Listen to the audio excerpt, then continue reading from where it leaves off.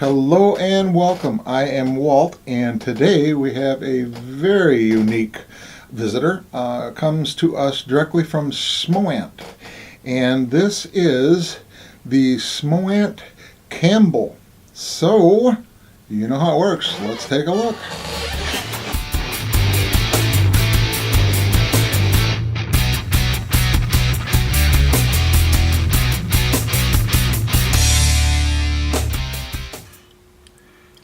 Along with the mod and Addy, I received a number of O-rings here in a bag, sealing rings, USB charging cable,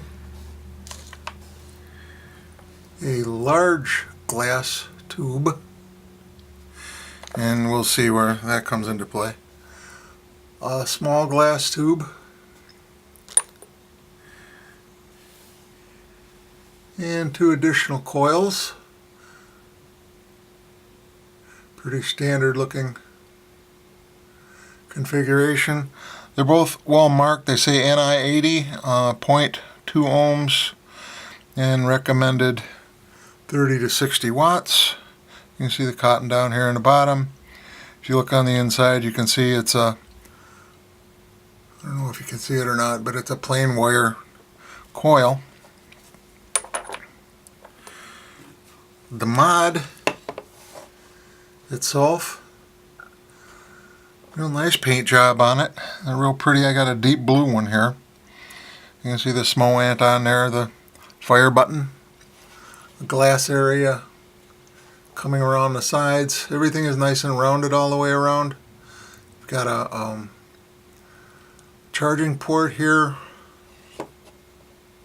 The other side says Campbell. Like I say, all nice and rounded. On the top we've got a coated and spring-loaded 510 connector. And on the bottom we have the battery door. The battery door just slips out and open, clips into place, then flops back. It can get stuck. It's fairly loose when it's open and it can get stuck. A little gentle with it, getting it to close, not force it. I don't know if you can see it or not, but right over here there's a real faint mark that says minus. That's your polarity marking. That's about all there is to that. You can see where it's got a catch to the front and 2 catches here as well. Battery goes in positive side up. This closes down and pushes back. There's a little bit of play when that's closed, but it stays shut real well. It won't come open on you, nothing like that. The bottom kind of makes a little bit of a platform, you can see. Okay, and that sits fairly stable. It rocks just a little bit, but not too bad at all. It's a pretty stable device. To use it, it's real simple. You press the fire button. You can see right now the fire button itself is blinking, okay, and on the sides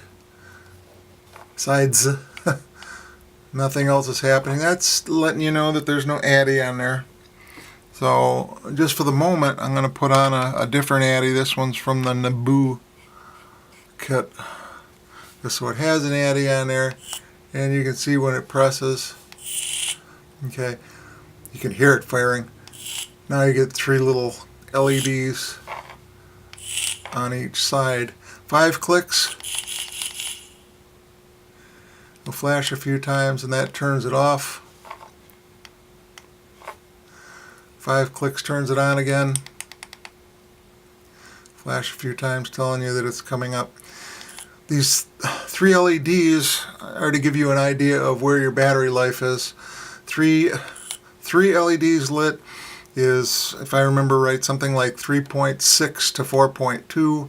2 LEDs is maybe 3.3 to the 3.6. 1 LED is less than that. If the LEDs flash, okay, and don't stay lit, then you got a low battery situation. This this particular mod puts out whatever voltage is on the battery. Okay, it has a number of protections, reverse protection, whatever. But it's just available voltage on the battery that it puts out to the atomizer. And I've got a couple screenshots I'll show you from an oscilloscope how that works out. The lights themselves, as far as a battery indicator, what I did notice with this is that it as the battery wears, if you get the battery worn down to where you normally only have one light on, in other words, you press it and hold it and it goes down to one light, okay, if you let the mod sit for a while, and that battery, all batteries will do this, when they're not under load, they'll come back up to their normal full voltage. So if you pick it up and just press it real quick, okay, after it's sat for a while, you'll always get 3 lights out of this thing. It isn't showing that battery under load at all. Now you'll take a puff, okay, and then it may show just 1 or 2 lights, saying, well, that's really where the battery is. So that can be a little deceptive. You can't really just let this thing set, grab it, press it once, and see where your battery life is. That it's not going to necessarily give you a true indication of that. So that's a mod. It is that simple. There's no more to it than that. So we'll take this aside. I'm going about this a little bit differently. As far as the atomizer is concerned, I'm going to start with it completely disassembled and assemble it in front of everybody here. Just because it can be a little bit of a pain to disassemble. And yeah, I just don't want to go through that. So here is the base. You can see the inside of the base there, the positive connector. You can see the O-ring. You can see the 4 air intakes. And on the bottom you've got your center pin on the 510. Okay, and then the threaded portion. The next piece of this would be your coil head itself. And I think I got, the O-ring slipping off a little bit. Push that O-ring back up there where it should be. Obviously this is, we got regular cotton inside of there. And then you can see the cotton on the top. I've been using this one, so I'm not going to go and prime it, okay, but it is a good idea, obviously, to prime this thing before you put it in. And it just screws into the base. I'll get it screwed in there and get it nice and tight. Tolerances on this thing are a little bit close. Take your small tank, slip it over top of that O-ring. Make sure that you do get it down on there good and tight. Once I put this thing together and I didn't have it on there tight enough. Consequently, the top of this thing didn't screw on tight enough and it made a mess. So here's your top cap, okay, for the juice portion of the addy. And obviously you fill the juice from here. Okay, however you want to do that, with whatever you want to do that. It holds 2 mils. And there's a little O-ring on the top there. The threads are a little finicky on this. You got to be a little bit careful to get them started correctly so they don't cross thread. Okay, and so you get it to actually thread down a bit. Like I say, once I put it on, I got like 2 turns and it stopped. Well, that was not a good deal. I didn't really have it put together correctly. So that's the juice portion, okay, of the atomizer. The next thing that goes on here, okay, is the portion where you put in your pop, water, soda, whatever you're going to use with this. You can see that it's got a threaded portion on the bottom, a couple O-rings there. This glass does pull off. Okay, a couple pieces actually come apart inside of here. I'm not going to do it. There's no real purpose to taking that apart, other than you can slide the glass off and unscrew this, and these 2 pieces come off. If you want to give it a good cleaning. So this whole thing, hopefully I get all this right. It screws into the. No, it doesn't screw into the top. We're not ready for that just yet, are we? Okay, this is what I mean. It's a little, it's different. Okay, here, this piece goes over top. This has to go on here first. This goes over top the actual juice holding portion of the addy, and you can see 4 small holes. Those are your actual air intake holes. You want to get those aligned to those slots underneath, at least partially. And you got a window where you can see how much juice you got left. Once that's slipped over, then this will screw into, okay, that sleeve. And we can screw that down nice and tight. Alright, so now in the top is where you put your soda, juice, water, whatever you're going to use, okay, for a filter for that vapor to come up through, to filter through. And there's also a mark on here, I don't know if you can see it, it says max, and a little line right here.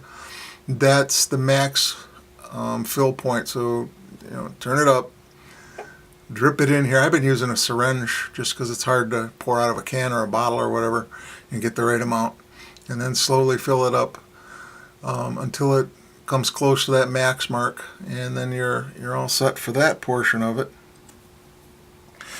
Now there's another outer sleeve here, and this outer sleeve, you can see the threads in the inside of it here.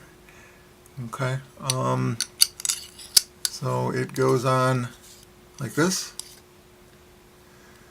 screws right down, and again you got a window on the side. It's going to show you, how much of the soda, whatever liquid that you've got in here. And then on the very top of this whole thing, you've got a cap with a drip tip on it. And once you got all your liquids in there and everything put together, that screws down on the top of there. If you can see down through the top, you can spin this cap as well and open up the 2 little ports, so you can fill it as far as the pop soda, whatever, from the top if you like, without taking that apart, or you can pull that apart and fill it. And that's about it for this piece of it.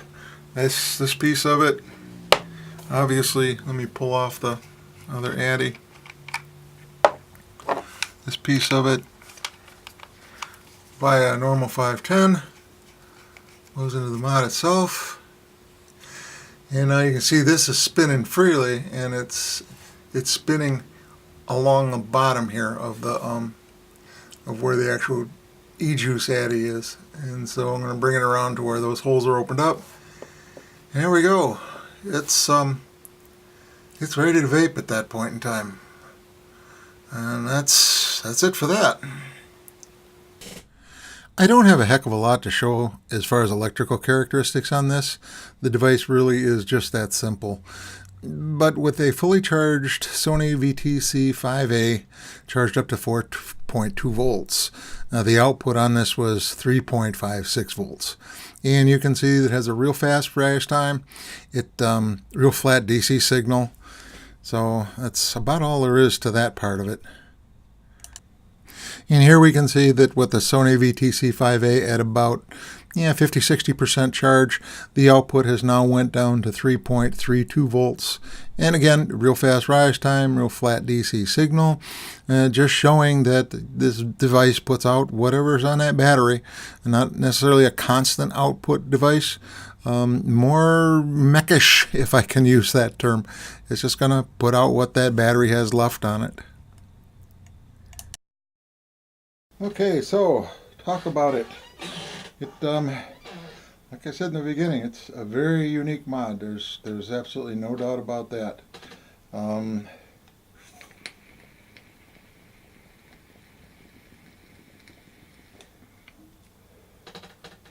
It vapes. I made some notes. I'm going to look to the side here to kind of make sure I hit all the high points on this. Obviously, it's electrically simple. It just, whatever's on the battery, you get in that addy.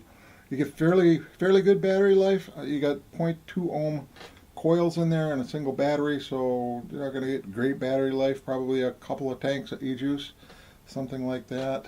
The LED lights can be a little bit deceptive.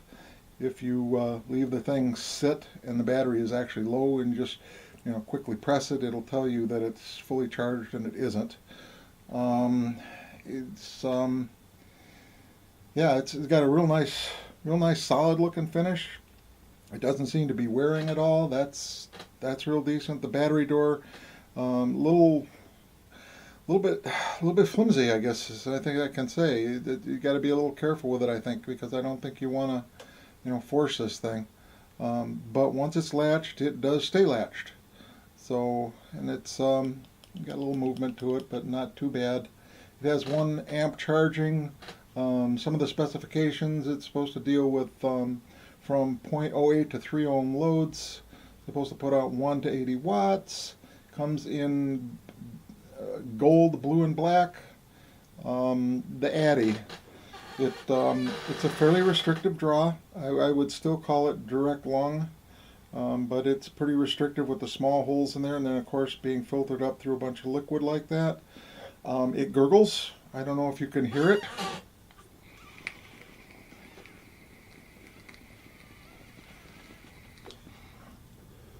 But you can definitely hear that that liquid in there gurgling. If you look in the side of it, in the window here, that will fill full of, the top of the thing will fill full of vapor. Okay, it's a lot like a water pipe would be. Very cool vape. Obviously, that filtering really cools it down.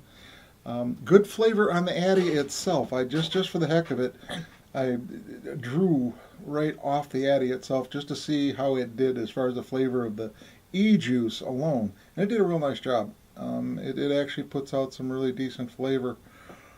For me, I can't say that I necessarily bonded with this too well. I guess I'm not too great at flavor pairing. It's I tried a few different e-juices and a few different liquids in there, and I really like the e-juice by itself a lot more than through the filter. I just never found a pair that worked for me. I would kind of look at this. I'm gonna say it's like a dessert mod. I don't know if this is something I would want to take out with me and carry around. I don't know if it's something I'd want to use all the time.